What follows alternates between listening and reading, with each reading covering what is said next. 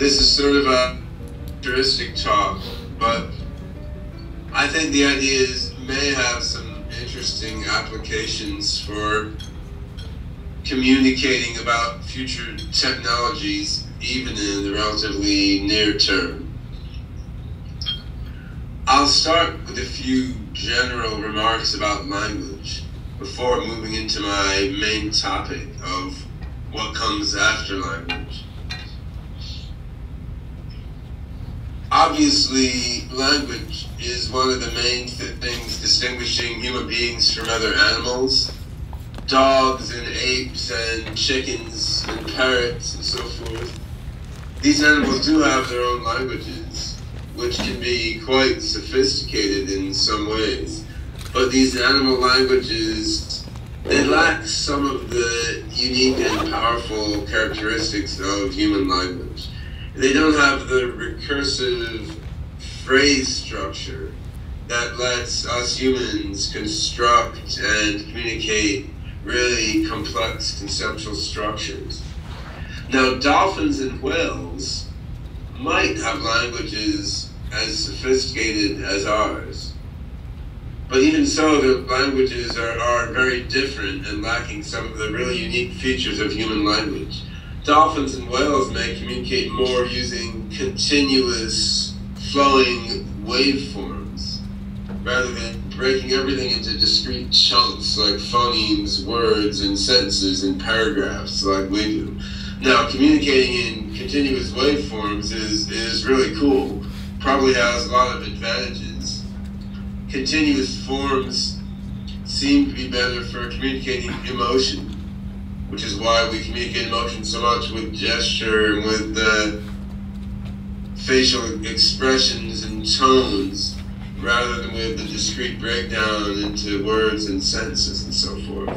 But the way human language breaks things down into pieces, that ties in very well with our analytical habit of conceptually breaking things down into pieces, and with our tool building capability of building complex things out of smaller pieces. There's a lot of consilience between the way our language works and the way our thinking works. I've often wondered about the cavemen who first invented language.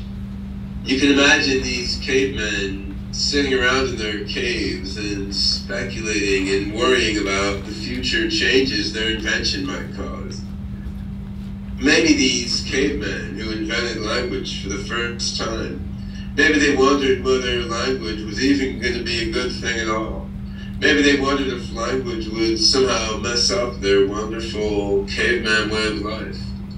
They might have foreseen some of the future implications of language. They might have foreseen that language would enable more complex social structures, that language would enable better passage of knowledge from one generation to the next. They might have foreseen that language would let them better orchestrate an attack on a rival tribe or a mammoth they were trying to capture. But you wonder, did these clever cavemen who invented language, did they foresee Shakespeare, William Burroughs, YouTube comment spam, differential calculus, mathematical logic, C++ programming? I doubt it. If you're really smart and think really hard, you can see into the future using the power of reason and intuition. But even so, you can only see so far. In many ways, we're now in a similar position to these cavemen who first invented language, when we speculate about the future situations that our current technologies might lead to. We can see a ways into the future, we can guess, we can speculate, and that's useful. But after a certain distance in the future, things are going to happen that we totally lack the capability to comprehend. Now, with that in mind, I want to pose a somewhat adventurous question. What comes after language? What's the next major change in communication? At a certain point in history, our predecessors communicated by pointing, by going, by grunting and groaning, by gestures, by music maybe, not by language. Now we communicate using complex phrase structure, syntax. We write books, we write equations, we write programs. Language is amazing, but what comes next? My suggestion is both simple and radical. In the future, the distinction between linguistic utterances and minds is likely to dissolve. In the not too distant future, a linguistic utterance is simply going to be a mind with a particular focus and a particular goal system. A linguistic utterance is going to be a mind focusing on taking certain content and translating it into forms appropriate for comprehension by various recipient minds. To explain this idea a little better, let me tell you how I came up with it. I came up with this way of thinking about the future of language in the course of my work on the OpenCog AI system. Now, OpenCog is an open source software system. My colleagues and I are building this with a goal of creating a human level AGI and ultimately an artificial general intelligence that can think much better than human beings. We're now using OpenCog to control video game characters in an online virtual world. Over the next couple of years, we'll be working with roboticist David Hansen to use OpenCog to control humanoid robots. Now, what happens when two OpenCog systems want to communicate with each other? Two OpenCog systems, two computer programs using OpenCog, when they want to communicate with each other, they don't need to use words and sentences and so forth. One OpenCog doesn't need to turn its thoughts into a linear series of words, which are then received by the other OpenCog system, that then turns the linear series of words back into ideas. No. Two OpenCog systems, when they want to communicate, can just transmit chunks of mind from one to the other. In technical terms, they can transmit semantic graphs. An OpenCog represents its mind in terms of nodes and links. Nodes and links connected to each other in a certain pattern. When one OpenCog wants to communicate to another, it can just send a bunch of nodes and links to the other one. Now, of course, it's not quite that simple. You can't just take a chunk of mind from one guy and put it straight into another guy's mind, because different minds use different ways of representing the same things. Some translation has got to happen. If I just took a chunk of my thought and somehow put it into your mind, a lot of things would seem alien and confusing, because that chunk of my thought would refer to a lot of other things in my mind that weren't in your mind. So there's a couple of ways to get around this difficulty. One method that I made up in the 1990s, I called Psynese. The Psynese method of transmitting thoughts directly from mind to mind requires some sort of universal reference mind that acts like a cognitive dictionary. In this method, if I want to transmit a chunk of thoughts into your mind, I would take that chunk of thoughts, I would translate it into the terms of the universal reference mind, the mind dictionary, and that would then go into your mind. So if everyone understood the thought processes of the universal reference mind, they could use that to mediate communications between each other. It's sort of like having a language, but you don't need to string things out in a line with words and sentences. you can keep everything on the level of exchanging semantic graphs. You just use some universal reference mind to standardize the meaning of the semantic graphs. That's kind of a good idea, but wouldn't it be better if you could transmit thought stuff from mind to mind in more of a peer-to-peer fashion? And I think that may be possible. Imagine if a chunk of idea out of my mind was not something inert, but rather was a sort of intelligent agent. It's a collection of ideas that's spun out of my mind. It travels to various other minds, and then that chunk of ideas figures out how to translate itself into a form that your mind can understand. In other words, the linguistic utterance is a semantic graph representing certain ideas, and with the intelligence to re-express itself in a form that the recipient mind can understand. The linguistic utterance itself is an intelligent system whose goal in life is to make itself understood by whoever chooses to receive it. This may seem strange relative to the way we communicate now, but the way we communicate now would have seemed really strange to the cavemen who came before us, before the invention of language. It's a perfectly sensible design pattern for a communication system. It doesn't work given the way the human brain functions, because we have no way to get ideas out of our brains except by typing them on a keyboard or speaking them with our mouth, making sound waves go through the air. But once we have brain implants to put in our heads, once we have uploaded ourselves into computers, many more avenues will be available to us. We can communicate directly mind to mind, and we can solve the mind-to-mind translation problem by making our linguistic utterances smart enough to carry out the translation themselves in a context-appropriate way. Now, that's my best guess for what comes after language. Impromptu minds synthesized on the fly with the goals of translating particular networks of thought into the internal languages of the recipients.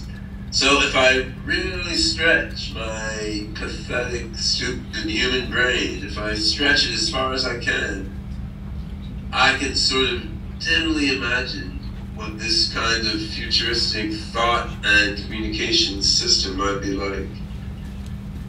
This would weave together a group of minds into a really interesting and unique kind of collective mind, a kind of global brain. But I cannot foresee the particulars of what this kind of communication might lead to. Not any better than a bunch of cavemen could foresee Henry Miller, Reddit, or string theory. Now I'll pose you one more question, which I will not, however, answer for you. Those of us who are writing about the future now,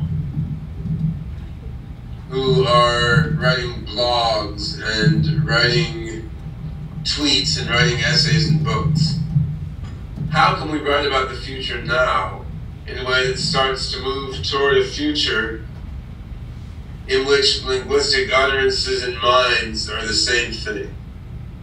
How can we write now in a way that works toward a future where what we write dynamically and intelligently helps figure out how others can best understand it?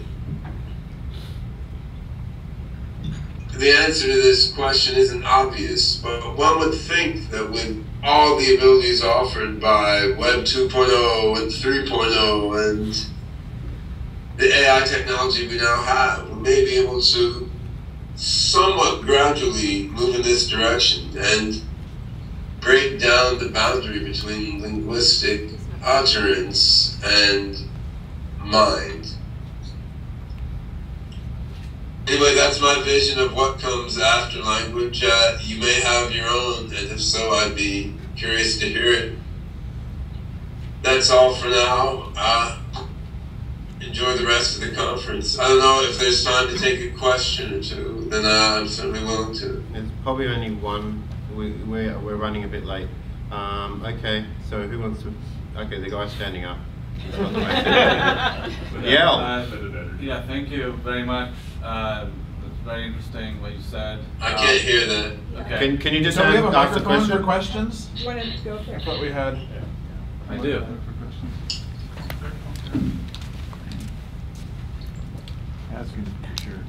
welcome.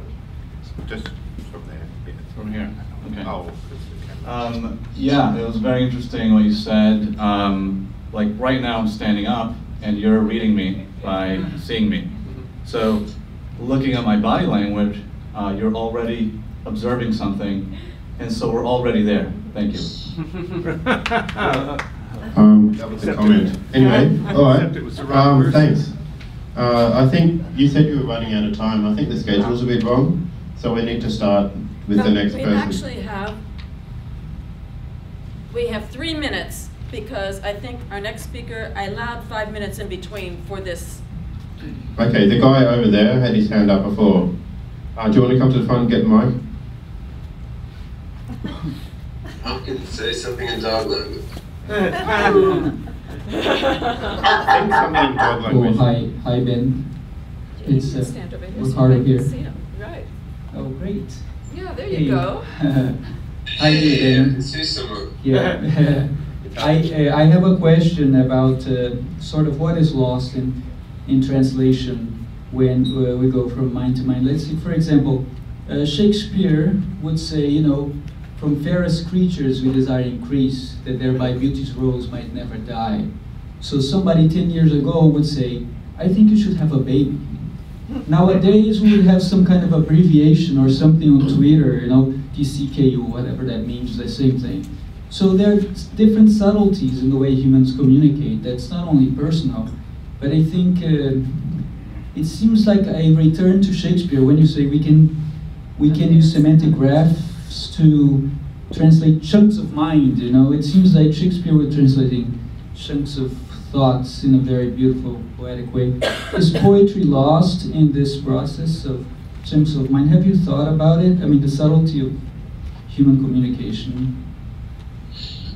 I would imagine that the particular beauty of poetry as we know it would be lost when we move to this kind of communication. I mean, poetry is about playing with the interaction between the linguistic level, the level of words and sounds and so forth, and the level of emotions and concept. And of course, if you get rid of the level of words and sounds, you're not going to have that interplay between words and sounds versus ideas anymore. Now, would you have some future analog of poetry, some interplay between the contents of the semantic graphs and the limitations and particularities of that semantic graph medium? Probably you would. You might have some future analog of poetry that's hard to imagine. I mean, if you think of poetry in the abstract sense, as communication that is as much about the interplay between form and content and the emotional or unconscious evocation as it is about the explicit meaning.